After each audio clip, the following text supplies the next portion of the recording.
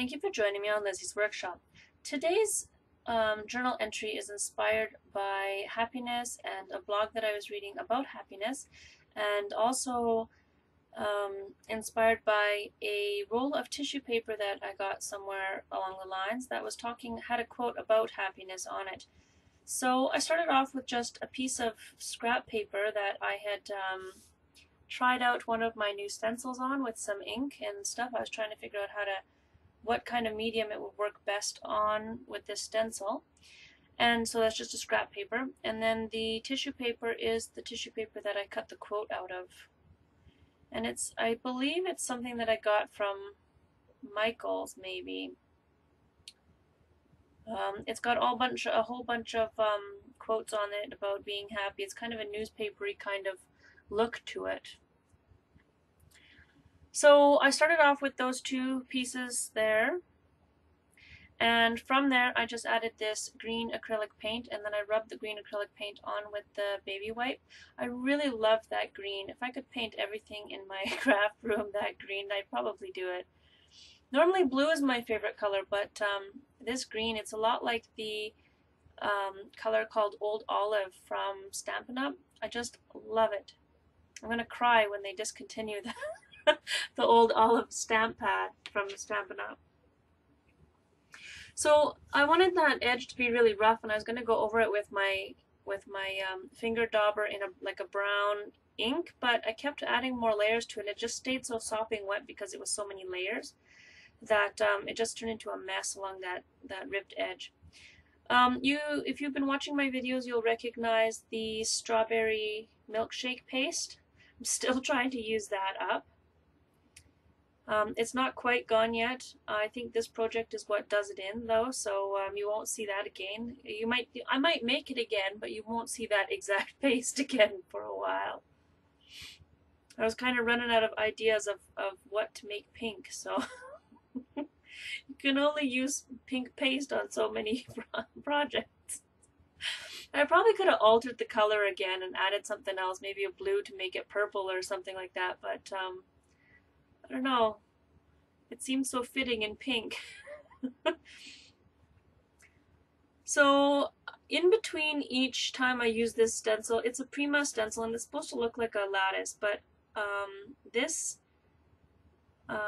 paste is still so sloppy, so much like strawberry milkshake that it's going underneath the stencil, and the page is so rough and bumpy because I've added so many layers underneath there, and the page is rippled and it's textured, so the stencil doesn't lay flat when I lay it flat on. Even when I hold it down, it doesn't lay flat, so that means that what I'm having to do is push it down, but it's still not perfect, so the ink is going underneath. So this is that quote that I pulled out of the tissue paper, and the quote reads, "Happiness comes when you believe in what you are doing, know what you are doing, and love what you are doing," by Brian Track or something like that. Brian Track or something.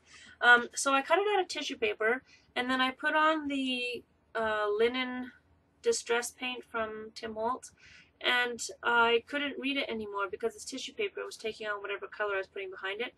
So I put it on a piece of white paper so we could actually see it, and then I'm going to end up putting it on here eventually. But so I want to dry the distress paint, and then I was thinking I would cut it out, but instead I decided to rip it out, and that's easiest to do while it's still a little bit wet. So I stopped drying it in order to put ripped edges along it, and having attached it to the white paper, it allowed me to actually have a nice rough absorbent edge for when I put this early espresso brown ink on there with my finger dauber, and I wanted that to be like a rough ripped out edge. So, and then I'm kind of distressing and aging the page, the strip. So because I had covered it in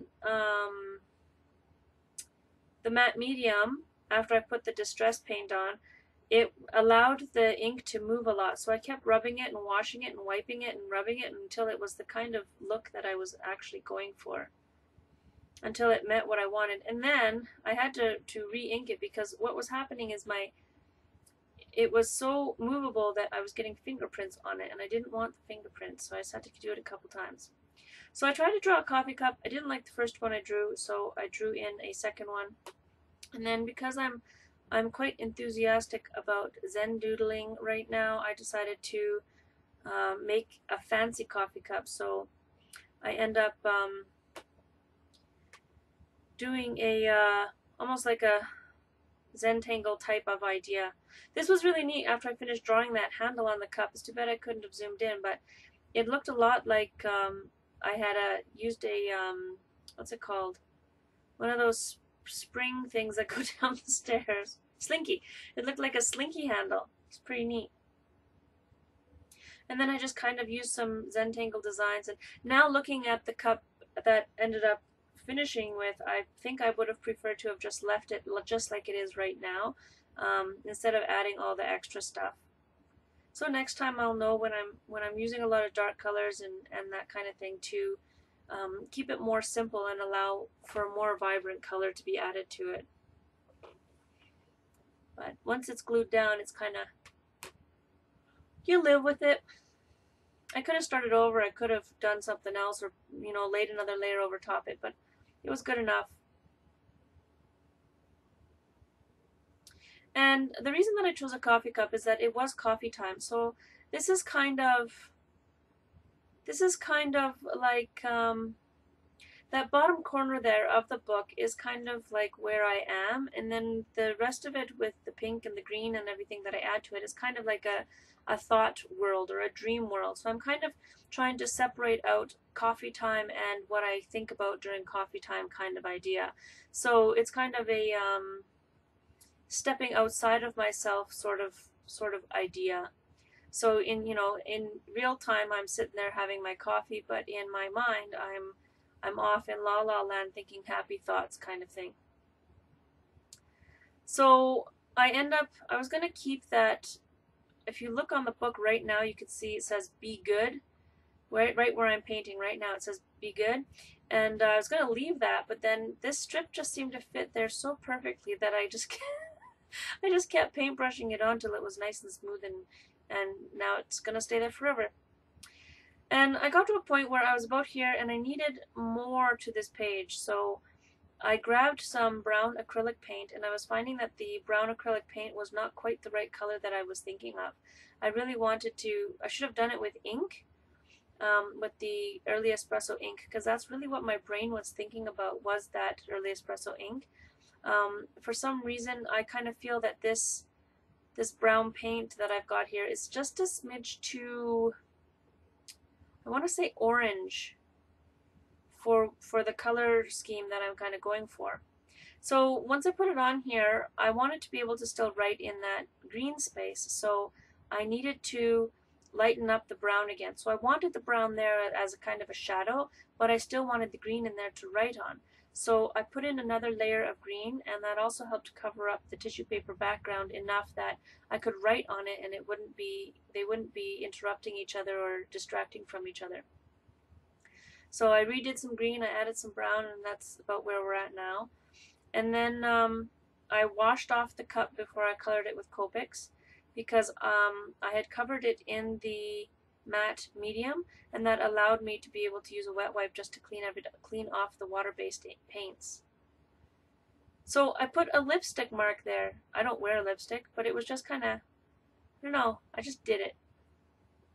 You know, when you wear your chapstick, or you wear lipstick, or anything on your lips, you end up leaving that imprint on your cup, and it kind of labels your cup as mine. So this is kind of like my coffee break kind of idea. And then I just kind of colored it in. I made it an extremely vibrant cup. The reason that I did that is because I love color and it's part of my everyday life. So I wanted to encompass that thought that color is part of everyday life, and to live in color and that kind of thing. Because like I was saying before, that corner of this page is my real world, whereas the rest of it just kind of where my brain goes off to. So I live in the real world, full of color and full of life. So that's how I colored that coffee cup in the real world segment of this page. I made it really, really vibrant. I'm not sure that I would do the cup like that again, because it took me a lot to be able to lighten it up afterwards. Normally I finish off my pages with a dark layer, and this time was a little bit different because I found that my borders were getting a little bit too dark and they still needed something, but I didn't want to continue going darker. I didn't want to add more black to the page. So I ended up reaching for my white pen because it just seemed to be the next step to do. So I get to this point where I've traced over the words on this quote and I've done the cup, and the page I needed something. So I figured, oh, it needs another graphic before I do any kind of writing. So I reached over and grabbed hold of an old calendar, and I chose this picture out of it. But I don't want all those red berries because my picture's not going towards the red kind of tones. It's going more towards the other earth tones. So I fussy cut the bird out, and I glued him on with my matte medium. You know, it's kind of weird. Like this bird doesn't really fit in this category, but or onto this page. Like it didn't make any logical sense to put a bird there. You know, like I needed something to add to the page. I needed something to take up space on the page, and I didn't want to darken it in any way, and I couldn't think of anything else I wanted to add to it. I was pondering, you know, finding teacups or something to add to it, or coffee cups or something, and nothing that I could think of or dig through was really working. And then I was thinking, oh well, let's talk about birds, and let's think about birds, because I can always find a bird that fits in with my spreads. And this one holding that red berry that matched the color of the lipstick on the coffee cup just seemed to catch my eye. And with it being fall and all the red berries out there from the mountain ashes, I was thinking, you know, this actually does fit pretty good. So I allowed this piece to dry overnight, and then I couldn't handle that the bird was just standing but in midair. So I had to draw him a stick or a twig to be sitting on. It's not a fancy twig, it's just a sketch line, but it satisfied my brain that he was sitting on a stick. So, and here's where I pulled out my white pen. That's a jelly roll as well as the black one was a jelly roll as well. But so I pulled out my white pen because everything was kind of disappearing into itself. So I needed to emphasize some more. I needed to add some more definition and stuff. And then I decided it needed a poem as well. And this is from that Poems and Rhymes from Childcraft from like the 1960s. Some of you might actually remember those books, but the poem from this one is called Leisure, and it reads, "What is this life if, full of care, we have no time to stand and stare? No time to stand beneath the boughs and stare as long as sheep or cows. No time to see when woods we pass where squirrels hide their nuts in grass. No time to see in broad daylight streams full of stars like stars at night. No time to turn at beauty's glance and watch her feet how they can dance. No time to wait till her mouth can enrich the smile her eyes began. A poor life this if, full of care, we have no time to stand and stare." And that's by William Henry Davies. It's just from this children's book of poetry, and I often reach for that book, not because of any specific reason other than they're usually short verses, they're usually easy to understand because the book's written for children, and they're usually really easy to apply to my projects. And here are the still life pictures from my camera, and you can see the white on the dark, and you can see the bird holding its berry, and the coffee cup.